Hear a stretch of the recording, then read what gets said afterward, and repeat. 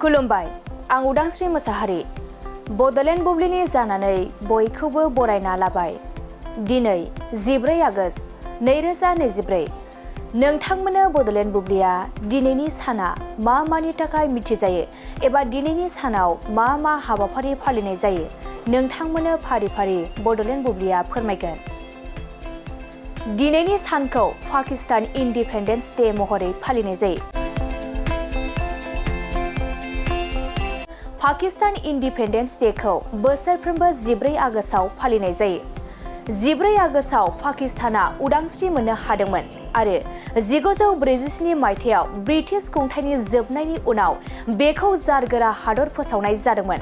बियो मुस्लिम हादरनि खाफालनि आबुं जानायखौ दिन्थियो, जाय गावनि जोनोम हादरखौ मोननो थाखाय थांनाय माखासे बोसोरफोराव गोबां बावसोमदोंमोन।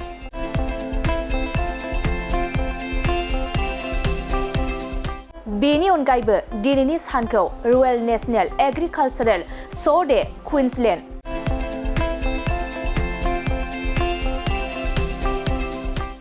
वर्ल्ड कलिग्राफि डे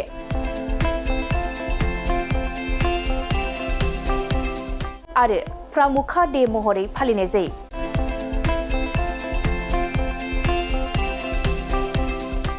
नोंथांमोननो बडलेण्ड बुब्लिया दिनैनि सानाव मा मा हाबाफारिजों मिथिजायो आरो मा मा हाबाफारिखौ फालिनाय जायो फोरमायबाय।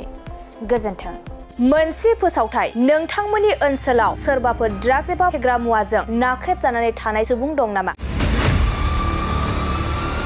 जुदि नोंथांमोननि ओनसोलाव सोरबाफोर ड्राग्स एबा फेग्रा मुवाजों नाख्रेबजानानै थानाय सुबुं दं, अब्ला नोंथांमोननि थाखाय मोनसे मोजां खौरां। ड्राग्स एबा फेग्रा मुवाजों नाख्रेबजानानै थानाय सुबुंफोरखौ फाहामथाय होनो थाखाय नोंथांमोननि गेजेराव लानानै फैदों मोनसे रिभाइभ रिहाबिलिटेसन सेन्टार।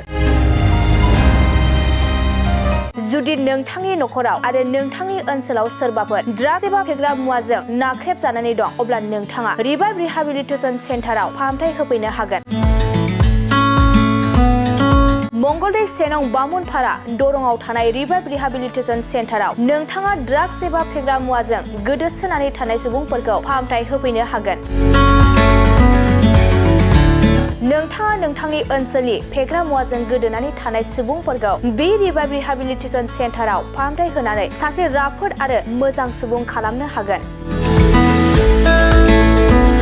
गोबां बाथ्रा मिथिबावनो थाखाय नोंथाङा 9859262926 60030927006 नैबे होनाय जानबुं नम्बराव खौरां लानो हागोन।